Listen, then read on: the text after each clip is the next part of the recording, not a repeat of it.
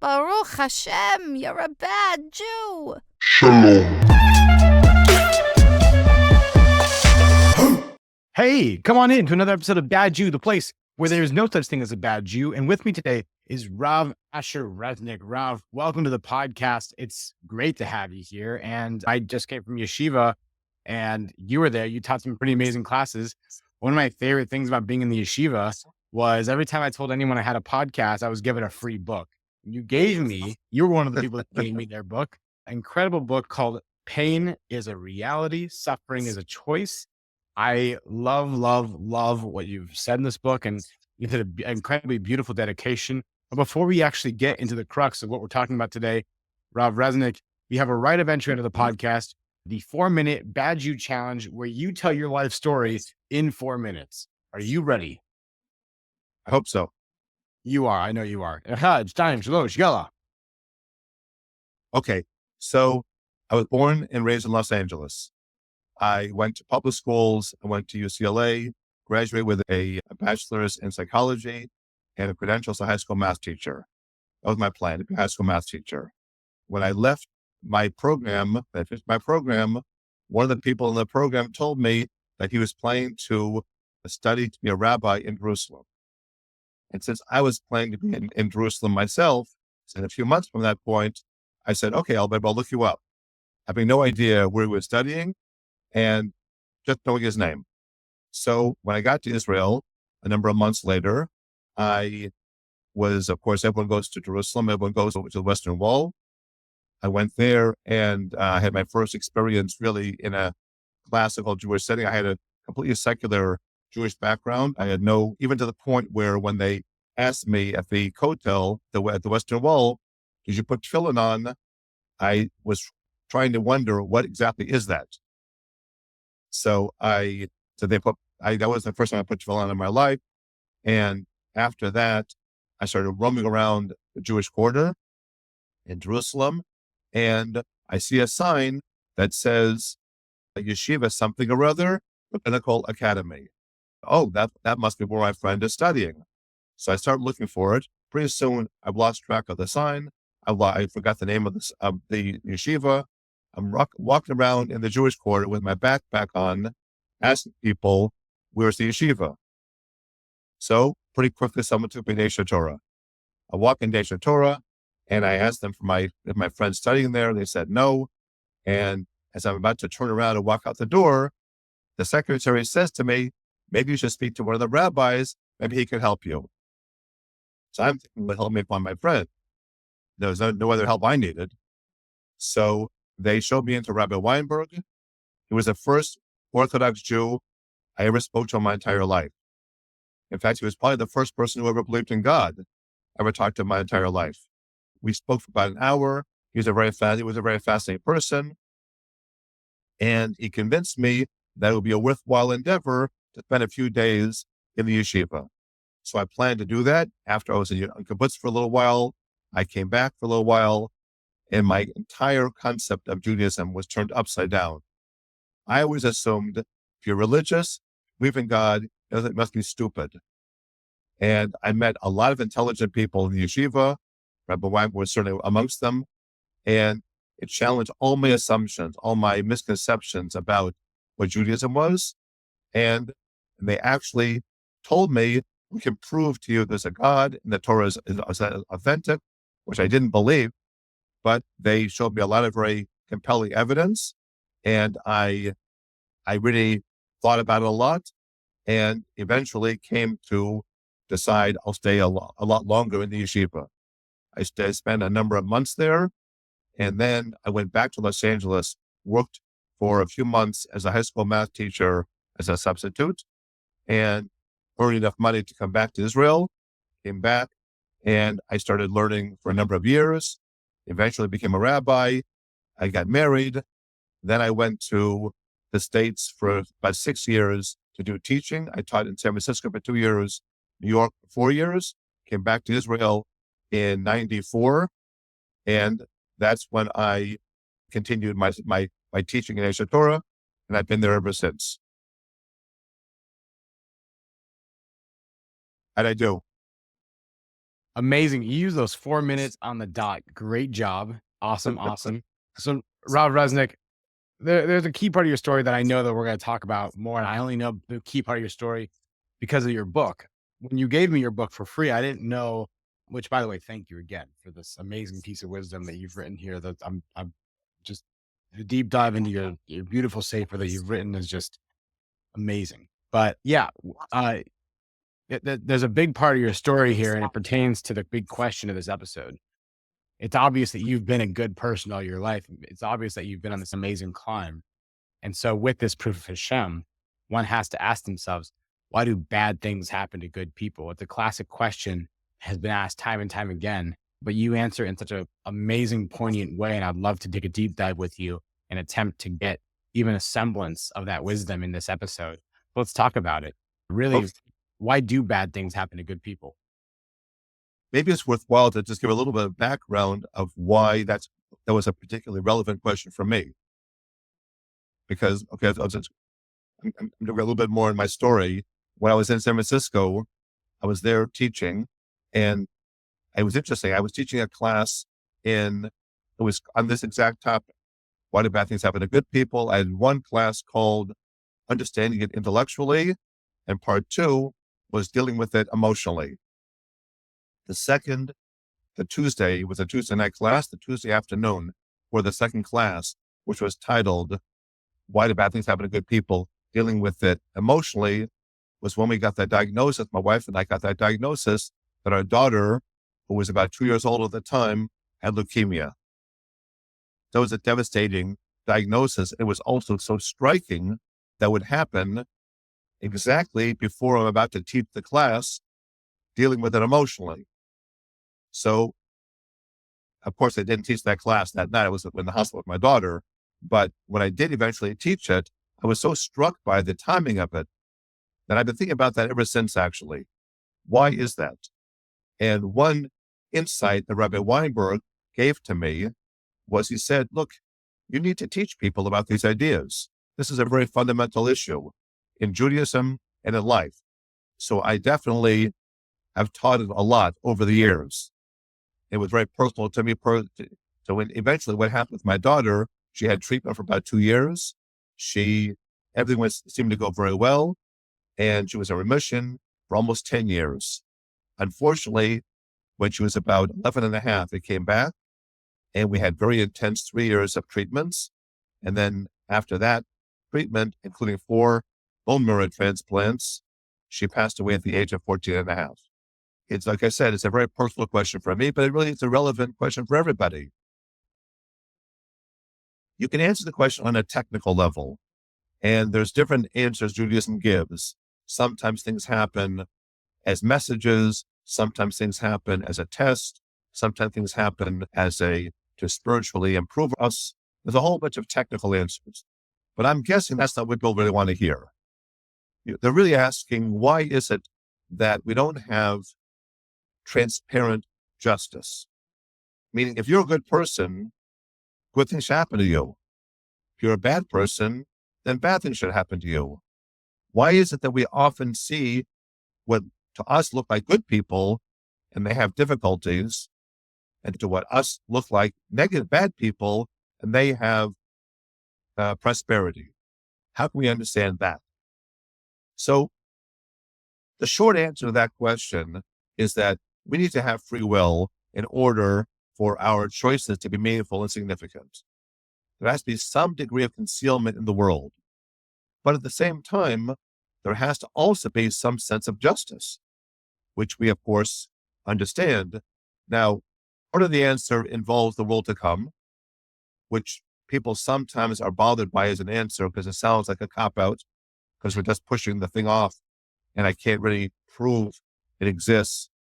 What I will say is that having been dealing with this issue for really over 30 years, I can say that my relationship with God has deepened paradoxically, in part because of the intensity of my situation with my daughter. In other words, all the years I was dealing with my daughter's situation, and thousands of people were praying on her behalf. It only deepened my connection with God because it made me appreciate just how fragile we are and just how much there's a lot we don't understand. So even though people oftentimes think of this as being something that makes it hard to believe in God, in reality, the whole issue actually shows us that people do believe because of the very question. People will say, how can bad things happen to good people? That question makes no sense unless you believe in God. If you lived in a random universe with no God, the whole question doesn't make any sense. So if I could ask a question then based on that, because first of all, it's beautiful that you built a relationship stronger because of what took place. I have to ask you a question that I don't mean to come from a nefarious place. I don't want you to think that when I ask this question, it's coming from a wicked place at all. It's from a place of genuine interest of learning. But is that desire to get close to Hashem and like from a place of subservience? And I don't mean to say that in any cruel way. Like your daughter was taken from you, unfortunately. Right. And somehow that got you closer. I guess I don't understand how you transition for that. Most people would say, no, God's not real. Or they would say, dare I say, God forbid, I hate God. Right? How, First of all, I'll say anger at God is not denial of God. Anger is actually affirmation. You can't be angry at God. You don't believe in God. That's what I would say, first of all. I have a whole chapter in my book discussing the Torah perspective on being angry with God and having difficult emotions with God. And I think what people will be surprised is just how understanding Judaism is about the emotions that we have when we're in difficult situations. That's the first thing. Second of all, I would not use the word subservience. I would say, look, I'll tell you something that I heard from Rabbi Weinberg many years ago. He said it to us frequently. He said, Judaism believes in a God who created the world, something from nothing. He said, a creation of something from nothing is inherently a creation of something for nothing. Meaning it's a pure gift. You didn't deserve, before you existed, you didn't deserve to exist, but you do exist. And your existence is therefore, which is the most valuable thing you have, is therefore an undeserved gift. All of us. No one deserved to exist before they existed, but we do exist. Say, how do you describe an entity that gives you the most valuable possession you have as an undeserved gift? You say, that entity must love me because he gave me my existence as a pure, undeserved gift. So why don't we feel that all the time? Why don't we walk around and feel God loves us? I don't deserve to be here, and yet I am here. I think because our lives are we get very distracted because of a lot of pettiness. Even it's still a thing. I missed the bus. I bumped my leg. I'm sick. I got a cold. Or more serious issues. I want to get the job and I didn't get the job I wanted. I wanted to get married to this girl, but it didn't happen. It can be minor things, major things. We get very distracted in our lives. When something very serious happens to us, like your daughter gets sick, and now you're dealing with this all the time, all the minor stuff fades into the background. Once that happens, then you can focus on what really matters. So what I focused on was this point that I heard from Rabbi Weinberg so many years ago and so many times. God really loves me. So now you'll say, wait a second, how can that be? How could a loving God possibly do something so painful to you and your family? Right? That's a very obvious question. I cannot claim I have a complete clarity on the why that happened. I cannot say that, even though I've thought about it so many times over the years. So I will tell you a very nice insight I heard from a rabbi in Israel, and I saw it also in one of the classical commentaries on the Torah, Rabbi Hirsch. He says, rather than ask the question, lama, which is why, we could also ask the question, lama, for what? Lama is focusing on the past. Lama is focusing on the future. So even though people may not always be able to answer the question of lama, why did this happen? We can always answer the question of lama, what will I do moving forward? How can I, in some way, make the world a better place moving forward? And I think a beautiful example of that is think about how many amazing organizations we have in the Jewish world, which were started by people who went through some terrible, painful trauma. All kinds of caring organizations, all kinds of giving organizations. And those organizations may not exist had they not gone through the trauma they went through. So paradoxically, the difficulty results in so much more good in the world. I can't say, oh, that's why it happened. I can't say that, for sure not. And if someone would ask me, is it worth it to you that your daughter was killed, was taken from you and died, and now you've done all these positive things for the world? I wouldn't say that. That's a ridiculous idea. I can't say why, but I can point to an enormous amount of positive that came into the world, from the trauma I went through. And I can certainly say that the pettiness that people often get caught up in, which blocks us from appreciating the amazing reality of our existence, a lot of that pettiness was pushed in the background, which allowed me to appreciate the amazing things in my life.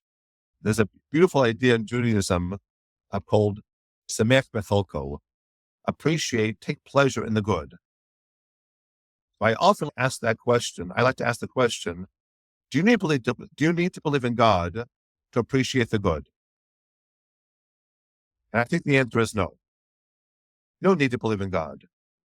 Everyone in life has what we call a partially filled glass. We have something in the glass which is there, can take pleasure in, with something in the glass that's empty, which I would like to have filled. We can focus on the part of the glass that's filled or the part of the glass that's empty. When you go through a trauma, it often is a chance to then appreciate all the good in your life. I'm blessed with other children. I have an amazing wife. I have an amazing opportunity to teach people in Esher Torah. I don't take those things for granted. And maybe part of the reason I don't take them for granted is the trauma I went through with my daughter. So again, I'm not answering your question in a direct way. I'm not just asking why do bad things happen to good people. Like I said, there's different reasons people in Judaism can give of why difficult things happen in the world, which I talk about in my book. But what they're really asking is maybe, how do you deal with it? How do you deal with it? So one of the ways you deal with it is by trying to use the focusing of the trauma to make the world a better place. And that's something that I've tried to do. My wife's tried to do for sure. And many things wouldn't have happened had it not been for that very painful trauma we went through.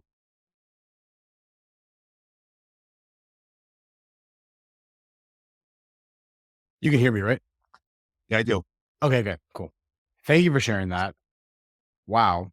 There's a lot in there for me to work with and to ruminate on for sure. I appreciate that. I love the concept of lama versus lamach, why versus for what. And to me, it almost comes across in a way of stoicism, that concept, right? Of stoicism, sometimes stoicism is not a Jewish concept. In fact, it comes from Greece, I believe, if I'm ever correct. I believe so too, yeah. Yeah. But oftentimes it's about not letting external factors impact your internal factors. And so many people would let something like the devastating impact of the death of a daughter turn their life completely upside down. And yet, out of honor of your daughter, you've found a way to thrive with it. And it's not to say that you've capitalized on it. It's that you've taken wisdom from it. You've gone closer to God with it, and you've helped other people with your experience grow from it as well, which is a blessing that keeps on giving more blessings. It's the ultimate blessing. It's huge. Yeah, I would say that. I would tell you that what I say now is a literal statement. It's not an exaggeration. There has not been one day in over 20 years since my daughter passed away, I haven't thought about her multiple times. Now, I love my kids. I love all my kids. I don't think about all my kids every single day. But my daughter that passed away, I think about her every single day. So it's not that the pain and the trauma isn't there. It's there. In fact, I oftentimes speak about it like an amputation. Losing a child is like an amputation. You're missing a limb. You're missing a part of yourself. It's very different than losing a parent because it's a part of you. Your child is an extension of you. So someone who loses a limb can still enjoy life, but they never forget that they're missing that limb. You can still laugh at a joke, but you're never forgetting you're missing that limb. So I never forget that I'm missing my daughter. But that doesn't mean that life isn't good. And that doesn't mean there's not a lot of blessings in life that I can appreciate. So there's a very big part of my glass which is empty, but there's also a lot of blessing in my life. Wow. Wow. What does it take for someone who is in the depths of agony from a bad experience that has happened to them? What are the steps on a practical level to getting out of that place and getting into that more productive mindset of Lama? Okay. I'll tell you one thing very important. In the title of my book, Pain is a Reality, Suffering is a Choice. The key word in that title is the word choice. We live in a time when people oftentimes minimize how strong we can be, how much can we choose, maybe we're just all victims and we don't really have agency. We're not able to make choices. That's completely antithetical to Judaism. Judaism says we have a massive amount of power which comes out of our choices. The first step I would say, so you're asking, how does someone get out of that very bad place? The first thing to realize is you have to choose it. And you can choose it. One of the most powerful books that I probably ever read, which many people have also seen as one of the most powerful books they've ever been exposed to, is Viktor Frankl's classical work, Man's Search for Meaning. Now, Viktor Frankl was a psychiatrist, lived in Vienna before the Second World War. He was Jewish, taken to the camps, and he survived Auschwitz. And he developed a whole system called logotherapy, which is all about trying to find meaning in very traumatic situations. If he could say it's possible to find meaning even in Auschwitz, then I can say it's possible to find meaning in any situation. I can tell you on a personal level, my life is more meaningful because I'm, like I said, the nonsense, which we often get confused by and distracted by, is not as much of my life now. So that's step one. Step one is realizing you can make choices. Now, one of the areas where choice is very important is an area in the Judaism called nachama. Nachama is translated in English as comfort, to be comforted. We just actually, this past Shabbat, had what's called Shabbat Nachamu, the Shabbat of consolation. And that's a Shabbat that always follows Tisha B'Av, the most traumatic day of the Jewish calendar. Nachama, being comforted, It's very fascinating. The first time the word is used in the Torah, the meaning of it is to reconsider. The essence of Nechama is reconsidering something, viewing it from a different perspective. When a person first has suffered a loss, particularly a tragic loss, like my family suffered, there's a feeling that you just can't go on. How can we survive this? How can we possibly live another day? But there's an ability, which really is a miraculous quality, that God gives us the ability to continue to exist. It's our beautiful idea that Nechama is the ability to hope for the future. And Nechama is a choice. Just there's a tremendous mitzvah to give someone Nechama when you go to a house of mourning, give someone Nechama. There's also a mitzvah to accept Nechama. Now, no one can force you to accept Nechama. And we had to make that choice.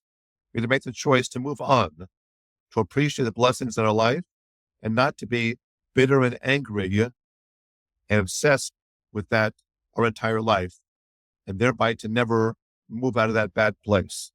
That was a choice we made. Sometimes it was easier for us, and sometimes it was harder for us.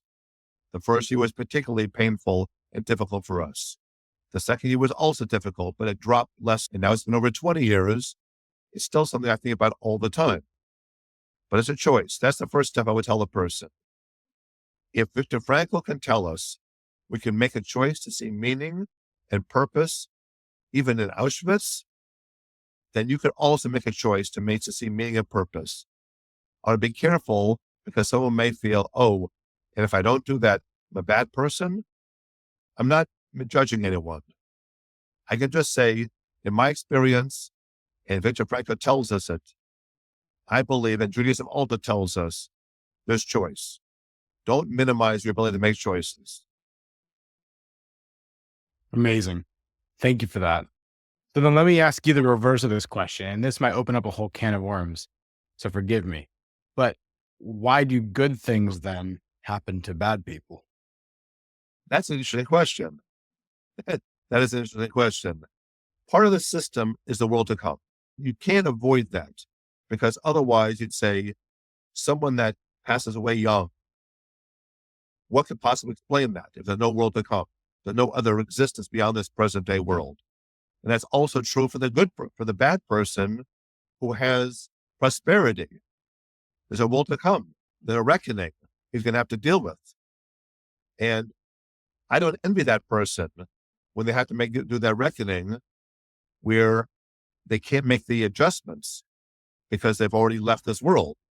This world has the ability to make choices. Judaism, first of all, says, no matter what you ever did, no matter how destructive your choices were in the past, you can always do what we call tshuva. You can always rectify and fix the damage you caused. So first of all, as long as the person's alive, they can always change their status from being a bad person to being a good person. And the Rambam says it very dramatically, even if you did terrible choices your entire life, and you're literally on your deathbed, the last day of your life, if you do the process of tshuva, you really regret what you did, and you try to make positive choices for the future at that moment, then you can fix anything. But if in fact someone doesn't do that, they may have prosperity in this world, but in eternity, they're going to have a lot of problems. I don't envy that person one bit. Amazing. Thank you for that.